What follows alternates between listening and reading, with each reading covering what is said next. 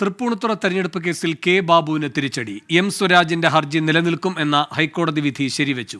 മതചിഹ്നങ്ങൾ ഉപയോഗിച്ച് vote പിടിച്ചെന്ന് ആരോപിച്ചുള്ള M സ്വരാജിന്റെ ഹർജി നിലനിൽക്കുമെന്ന് കഴിഞ്ഞ മാർച്ചിലാണ് ഹൈക്കോടതി ഉത്തരവിട്ടത്.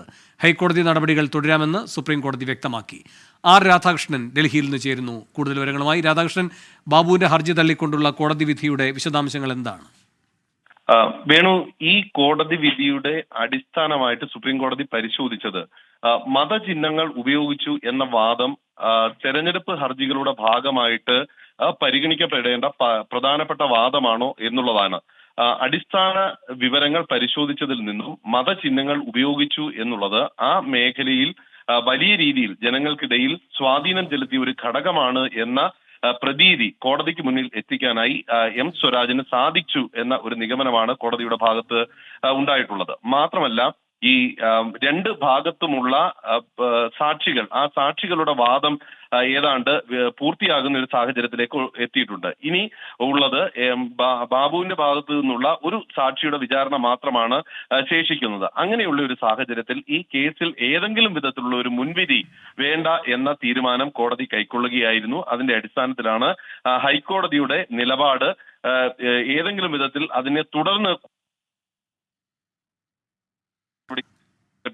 എന്ന ഒരു നിഗമനത്തിലേക്ക് കോടതി എത്തിയത്. കോടതി ഏറ്റവും പ്രധാനപ്പെട്ട കാരണമായി ഈ കേസിനെ അംഗീകരിക്കാൻ, അഥവാ ബാബു നൽകിയ ഹർജിയെ തള്ളാനായിട്ടുള്ള കാരണമായി ചൂണ്ടിക്കാട്ടിയത് മതചിഹ്നങ്ങൾ ഉപയോഗിച്ചു എന്നത് വളരെ പ്രധാനപ്പെട്ട ഒരു കാരണം തന്നെയാണ് തെരഞ്ഞെടുപ്പ് കേസ് നിലനിൽക്കാൻ. അതുകൊണ്ട് തന്നെ ഇതുമായി ബന്ധപ്പെട്ടിട്ടുള്ള കാര്യങ്ങളിൽ സുപ്രീം കോടതി വളരെ കൃത്യമായിട്ടുള്ള പരിശോധന നടത്തിയിട്ടുണ്ട്. അങ്ങനെ നടത്തിയ ഒരു പരിശോധനയെ ഏതെങ്കിലും വിധത്തിൽ അവമതിക്കേണ്ട ഒരു സാഹചര്യമില്ല. മാത്രമല്ല, അതിനനുബന്ധമായിട്ടുള്ള തെളിവുകൾ ഹാജരാക്കാനായിട്ട് ഈ ബാബുവിന് സാധിക്കുകയും ചെയ്തിട്ടില്ല. ഈ ഒരു സാഹചര്യത്തിലാണ് ഈ കേസുമായി ബന്ധപ്പെട്ടിട്ടുള്ള നടപടികൾ തുടർന്ന് ഹൈക്കോടതിയിൽ മുന്നോട്ട് പോകട്ടെ എന്ന ഒരു തീരുമാനത്തിലേക്ക് എത്തിയത്. കെ ബാബുവിന്റെ ഭാഗത്ത് നിന്ന് ഉള്ള സാക്ഷികളുടെ വിസ്താരത്തിലായിരിക്കും ഇനി ഈ കേസ് ഹൈക്കോടതിയിൽ ആരംഭിക്കുക.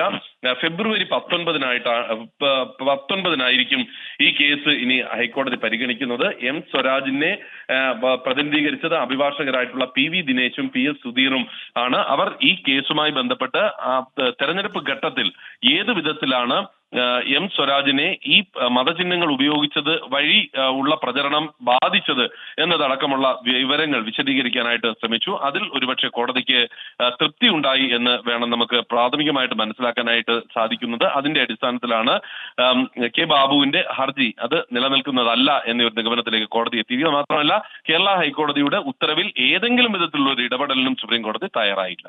ശരി, ആർ രാധാകൃഷ്ണൻ ഡൽഹിയിൽ നിന്ന് വിശദാംശങ്ങൾ നൽകിയത്. തൃപ്പൂണിത്തുറ തെരഞ്ഞെടുപ്പ് കേസിൽ കെ ബാബു MLA ക്ക് തിരിച്ചടി.